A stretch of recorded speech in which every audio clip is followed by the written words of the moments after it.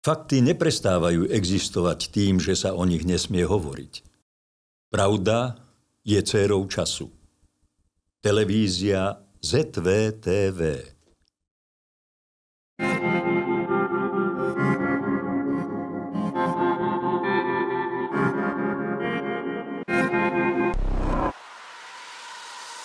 Dobrý deň, sledujete ZVTV, reláciu Dialógy. A dnešným hosťom je bezpečnostný analytik Peter Sabela. Vítam ťa v štúdiu. Ďakujem, dobrý deň. Nestretávame sa poprvý raz, začínam presýpať a dávať otázku. Mňa v poslednom čase mimoriadne potešilo, že Anthony Fauci odchádza a zanechal za sebou veľmi zaujímavé veci. Všimol si to? Áno. Dokonca k dnešnému dňu je koniec augusta. Bol s ním uverejnený rozhovor video na Fox News, kde povedal zaujímavé veci. Napríklad, že priznal, že sa podielal na výskume koronavírusov vo Wuhane aj finančne a že čínsky vedci ani nevedeli, čo sa tam robí a že financoval cez neho laboratória na Ukrajine. A aby som ho presne citoval, Ukrajincom sme dobre zaplatili, boli šťastní.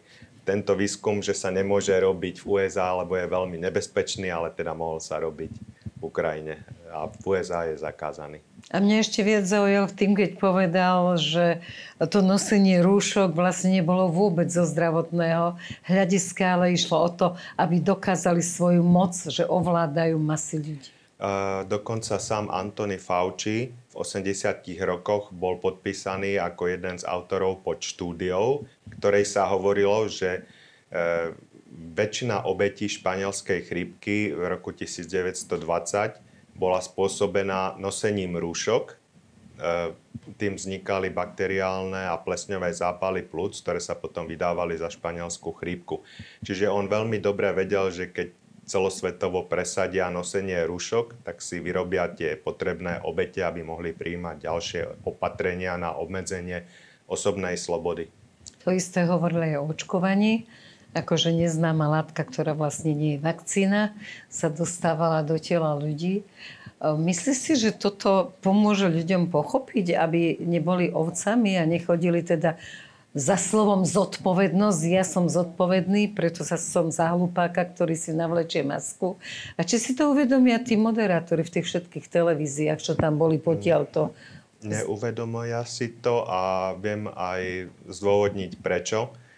Veľa razy sa už vo svete opakoval americký experiment z 50 rokov. Autor Solomon Asch, čiže Salman.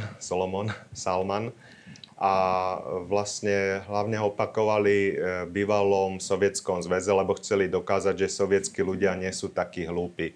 A opakoval sa v poslednej dobe napríklad aj na Ukrajine. A podstata experimentu je, že človek sa dá za 45 minút naprogramovať tak, že tvrdí úplne nelogické veci. Napríklad mu dajú predmety bielej farby pred neho, gule alebo pyramídy, a opýtajú sa, aká je to gula, a na tú bielu gulu povie, tá gula je čierna. Ale len vtedy, keď tam sedia tí ľudia okolo, ktorí stále tvrdia všetci, že je čierna. A najlepšie sa dá naprogramovať cez médiá, čiže ako sa v Apokalypse píše ten obraz šelmy, ktorý aj hovoril, cez médiá každú pol hodinu, kde mu vysielajú kvázi odborníkov, ktorých vôbec sa nemajú k tomu, čo vyjadrovať a v živote takú problematiku neriešili. A redaktori a moderátori im kývajú, takže dá sa naprogramovať ten človek, dokonca je to stav podobný hypnóze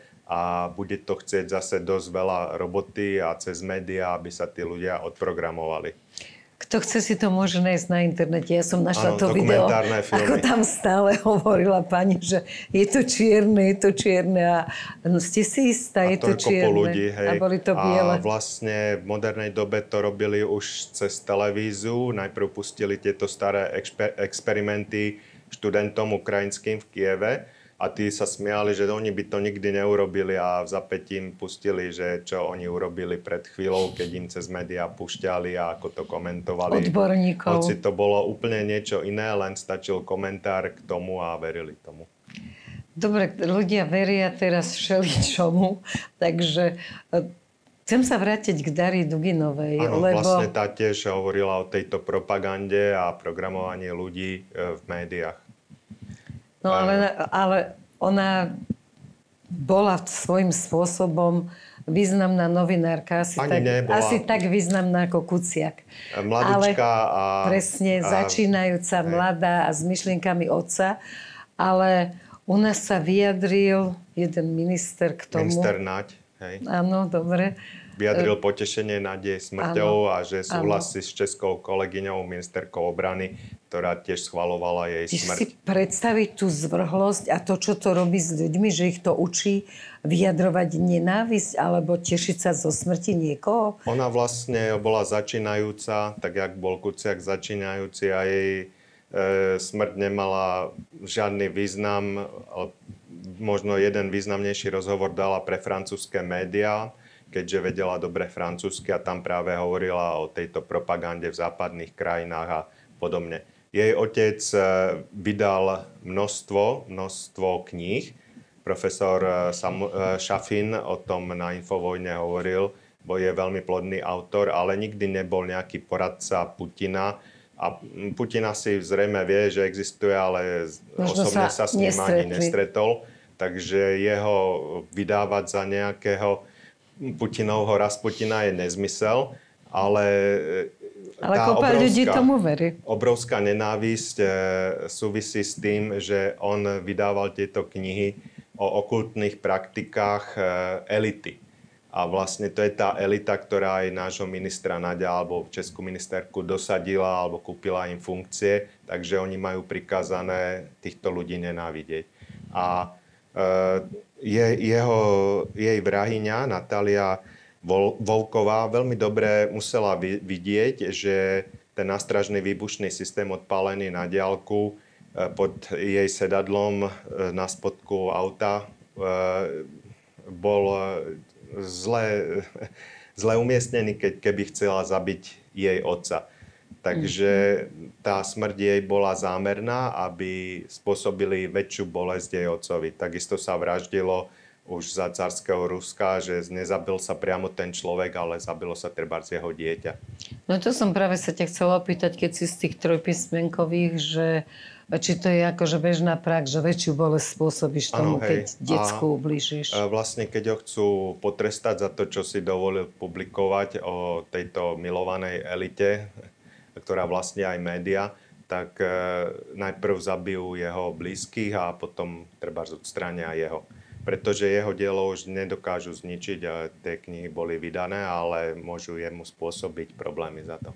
Neviem, či si všimol, že Karl May už nie je teda nejakým dobrým autorom, pretože treba zakázať vlastne Vinetu a takto. Pritom to vyzerá tak fajn, že mohol by to byť homosexuálny pár s Shatterhandom a ešte k tomu rasovo zmiešaný, každý z inej rasy. Dokonale priamo. Tak, ale je nežiaduci zrejme kvôli iným veciam. Dobre, tak prejdeme na tú Ukrajinu, ktorú momentálne sleduješ, že čo sa deje. Ja začnem Zelenským, lebo keď som videla jeho nahnevanú tvár v zelenom tričku, my obidvaja sme v zelenom, ako hovoril, že a nech sa Rusi boja a nech utekajú.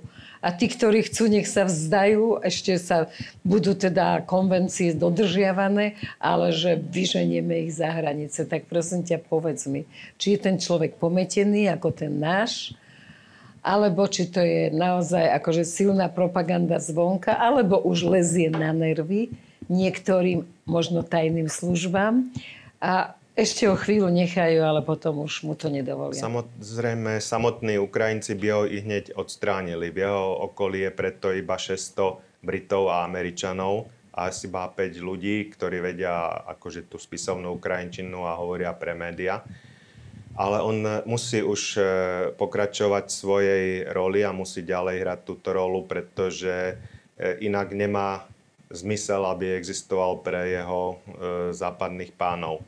Takže aj teraz tá mohutná protiofenzíva, ktorú včera tak veľmi propagovali naše médiá, zrejme skončila už aj podľa zahraničných expertov fiaskom, Napríklad na Fox News o tom rozprával podplukovník Danny Davis, že žiadna protiofenzíva, tak ako hovorili aj Rusi alebo niektoré ukrajinské zdroje, že kontranastúplenie alebo kontraatak sa vlastne nekoná, lebo zaútočilo 6 000 ukrajinských vojakov na zoskupenie 35 000 ruských vojakov, ktorí majú 10-násobnú prevahu v zbraniach.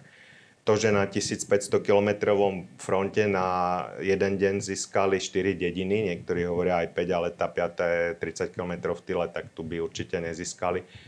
Je asi tak získané, že tie osady sú nič, iba kopa sútin rozbombardované. A samozrejme, keď na nej začne padať granáty, tak to, čo je tam, tá ruská posádka sa stiahne. Hej. Ale zase, keď tam príde tá ukrajinská, tak na ňu začnú padať granáty a už je zas preč.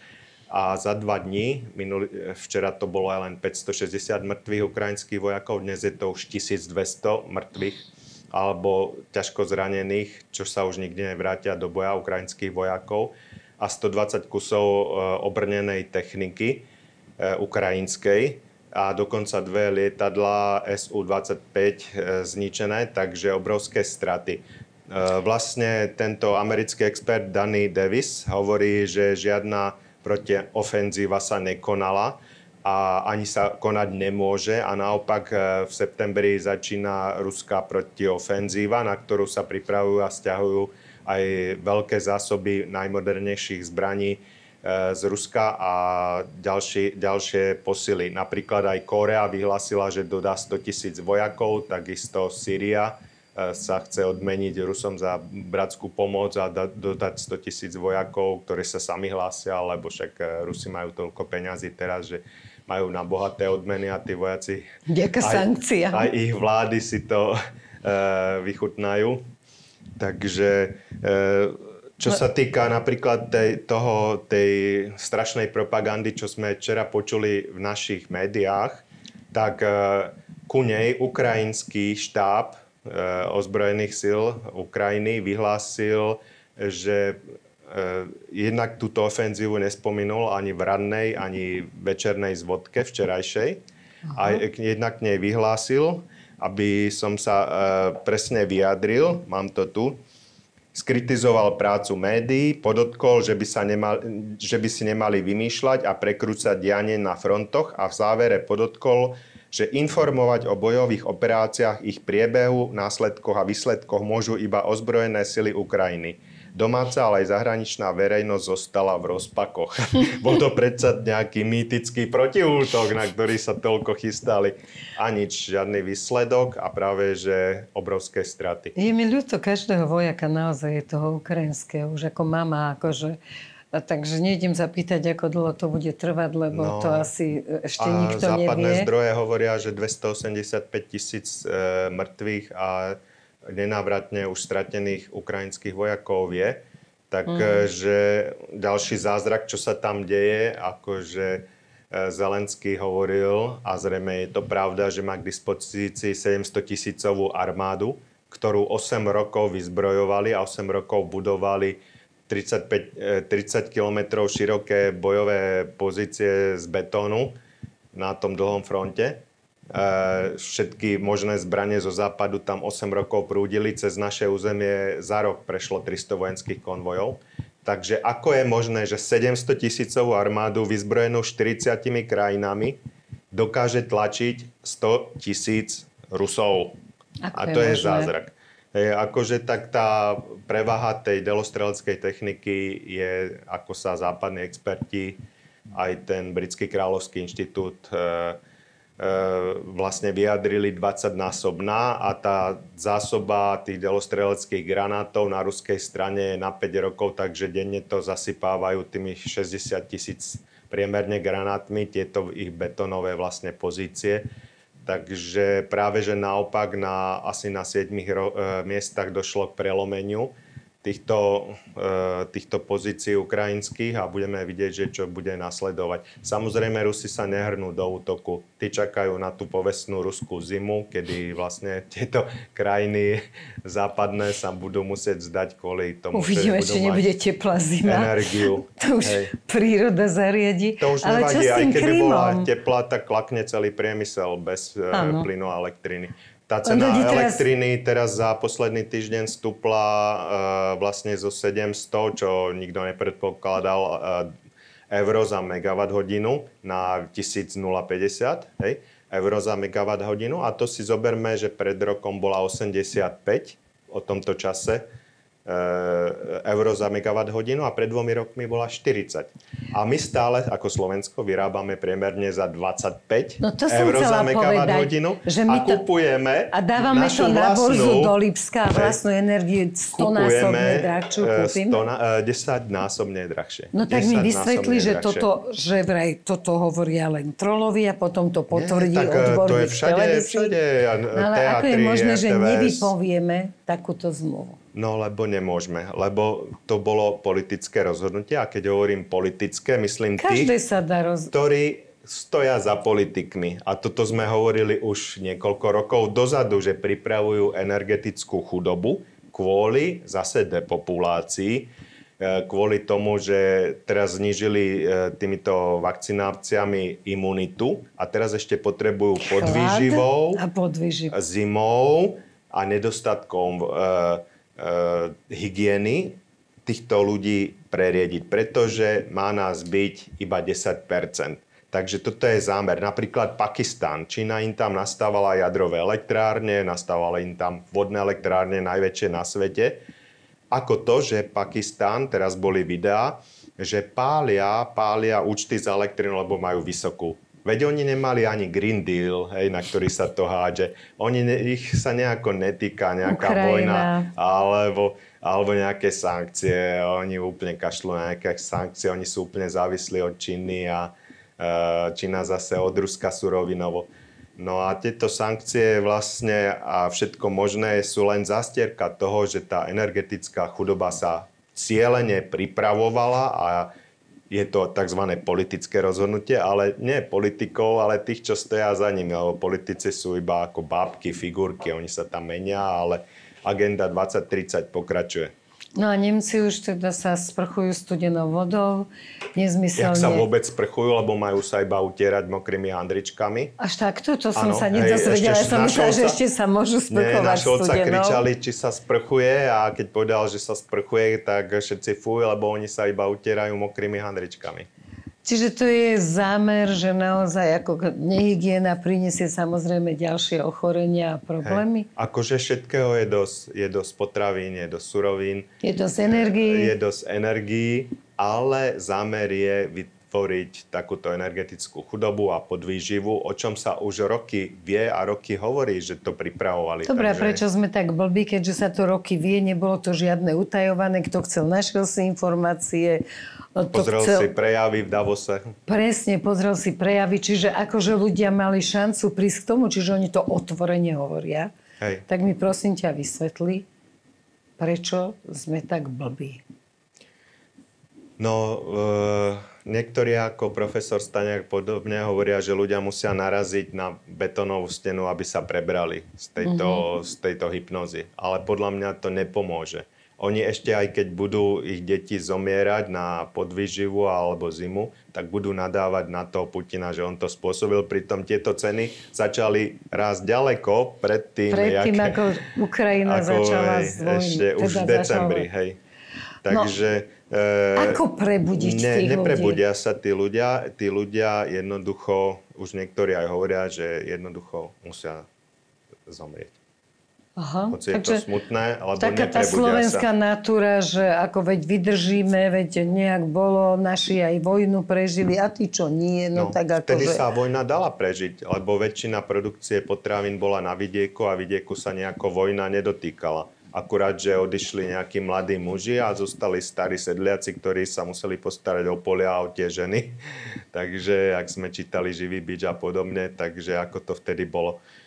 No ale tie potraviny z vidieku sa reálne dopestovali. Teraz sa tie potraviny nedopestujú, lebo nie sú hnojivá. A tento rok som pozeral na poliach úrodu, v tých zrnkách už zrejme sa šetrí a inak bolo sucho. V tých zrnkách nič nebolo, pšenica, raž nič. Kukurica veľký prd, to ani nepokosili. Popas kukurica, slnečnica, maličké hlavičky. Takže pôjde to dolu vodou. No ale ten hlad asi nehrozí, lebo tých potravín ešte stále sa vyhadzuje a ničí obrovské milióny množstvo. tón sa vyhadzuje a vlastne za supermarketmi sú stále ešte tie plné kontajnery tovaru, ktorý je akože po záruke. Ale to je tiež zámer, lebo keby sa tieto potraviny voľne pustili alebo rozdávali alebo dali za zníženú cenu, tak ľudia by si zase kupovali i tie, nekupovali by si tie predražené a hrozilo by, že ľudia nebudú hľadovať. A to sa nesmie dopustiť.